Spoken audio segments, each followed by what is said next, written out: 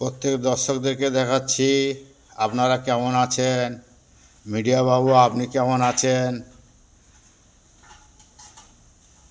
আজকে আমি খাওয়া দাওয়া করছি আলুর দম, আলু ফুলকপি ভাজা আর এই রুটি।